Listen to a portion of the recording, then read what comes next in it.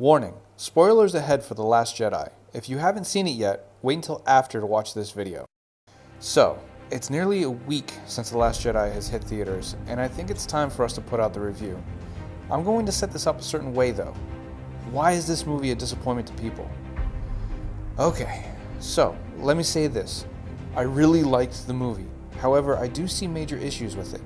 It's not a perfect film by all means.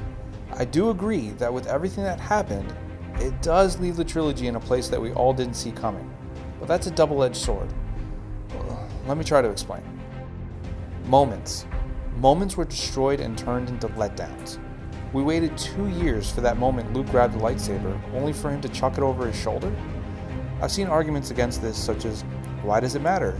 Is he supposed to jump for joy? It's because in The Force Awakens, it was a major plot device. It essentially awakened Rey to the Force. We waited 2 years for us to learn any info on Rey's parents and got nobody? Although this could be a red herring, but possibly not.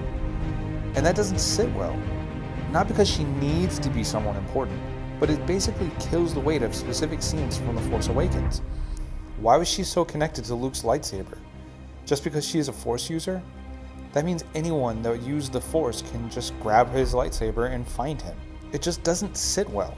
And we waited 2 years to find out more on Snoke and got nothing. So to come out of the theater disappointed is, well, understandable. Tone. The tone of the movie was very different. I personally took it as a love letter to Carrie Fisher, with the snarkiness and some of the lines. It really felt like a real-life goodbye to her. Many others took the comedy as a drastic shift from Star Wars norm. I can understand that since the series as a whole has always had humor, but it was always as a result of the situation or writing. Not as much in your face with it. The characters. No matter how you slice it, Luke ended up being a disappointment. We've had his character for well over 40 years. His arc was set. For him to make the character choice that he already made with Vader and have the same turmoil about Ben just seemed not Luke. Yeah, he felt that Snoke had already turned him, but he even says that he felt that he can fix it. I don't think a George Lucas written Luke would have ever made that mistake. Then for him to let everyone he cares about burn and be in such trouble while he cuts himself off and becomes a hermit just seemed cowardly. Coming from the same character in which he fought against an entire empire and his own father, he just gives up. I feel like too much is missing. Snoke should have a bigger impact on him. Something must have happened before the whole incident with Ben, that he was already feeling lost.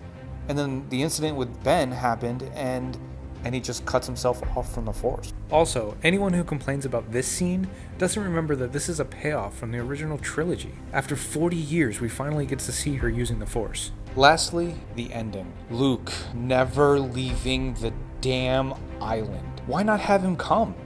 His death was so completely empty. Yeah, he distracted Kylo enough for everyone to escape, but if he was actually there, it would and could have been way more impactful.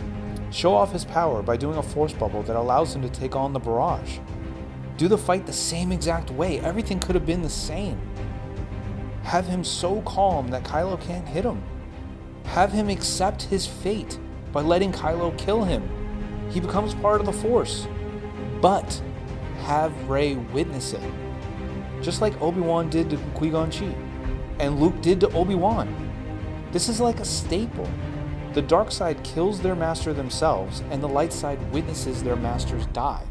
That would have been a much heavier death and another hurdle of emotions for Rey. It gives her more reason to face Kylo. Having her just feel it made it all disappointing. Just not that same impact. When you saw Obi-Wan's face when Darth Maul kills Qui-Gon, you see Luke's face when Obi-Wan gets struck down by Vader. That part wasn't there, and they had every opportunity and every setup for that to happen. But that's why people have issues with it. It's not that it's a bad movie. It's well directed, probably not the best written. It's just disappointing. It may or may not pay off in Episode 9. I'm sure Luke will make his Force presence known to Rey, and we may get a real answer to her lineage. But a lot of the mystery and hype is gone for Episode 9. It's simply down to Kylo versus Rey and Phasma versus Finn, I guess. If Phasma survived, we don't know. It's possible that she did. I'm more excited for episode 10 because it looks like it'll be a complete restart from the beginning with new conflicts and all new characters. Because at the end, we all saw the kid grab the broom with the Force. To me, that's a pure setup for the next set of trilogy. Or it could actually mean something in episode 9, but we shall see. Thanks for checking out our first review. Let us know in the comments how you felt about the movie. And as always, go to nerds for the nerdy stuff.